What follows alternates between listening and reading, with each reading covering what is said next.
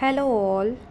நான் ஆஃபீஸ் போகிறப்ப யூஸ்வலாக 4 மணிக்கு எழுந்திரிச்சிப்பேங்க. ஸோ மார்னிங் என்னோடய பிரேக்ஃபாஸ்ட் அண்ட் லன்ச் ரெண்டுத்தையுமே சேர்த்து பேக் பண்ணிவிடுவேன். மார்னிங்க்கு கொஞ்சம் சேலடும், மத்தியானத்துக்கு ஸ்பினச் கிரேவியும் பீட்ரூட் தோரமும் தான் எடுத்துக்கிட்டேன். மார்னிங் வெஜ்ஜீஸ் கொண்டு போகிறனாலையோ என்னமோ தெரியல, எனக்கு ரொம்ப எனர்ஜெட்டிக்காக ஃபீல் ஆகும், கொஞ்சம் ஹெல்த்தியாக சாப்பிட்றோம் அப்படின்ட்டு. என் பஸ்ஸு பிடிக்கிறதுக்கு தான் நான் ரொம்ப ஃபாஸ்ட்டாக கிளம்பிட்டுருக்கேன். கோவிட் டைமில் தாங்க நான் ஒர்க் போகிறதுக்கே ஸ்டார்ட் பண்ணேன். ஸோ அப்போதுலேருந்தே என்னமோ தெரியல, எனக்கு ஒர்க் ஃப்ரம் ஹோம் ரொம்ப கம்ஃபர்டபுளாக இருந்தது. ஆஃபீஸ் போகிறது என்னமோ எனக்கு கொஞ்சம் கடுப்பாக தான் இருக்குது, இன்றைக்கும் அப்படி தான் இருக்குது.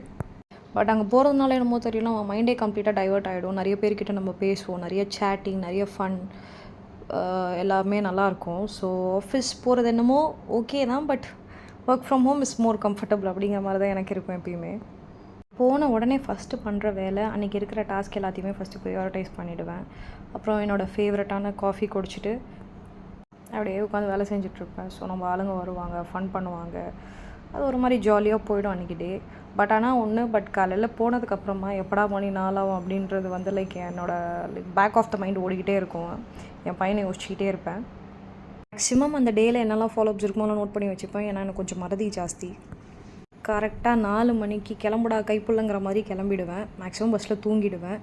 இந்த வீடியோ உங்களுக்கு பிடிச்சிருக்கும்னு நம்புகிறேன். இதே மாதிரி இன்னொரு வீடியோவில் பார்க்கலாம். அது வரைக்கும் டாட்டா பாய், see you.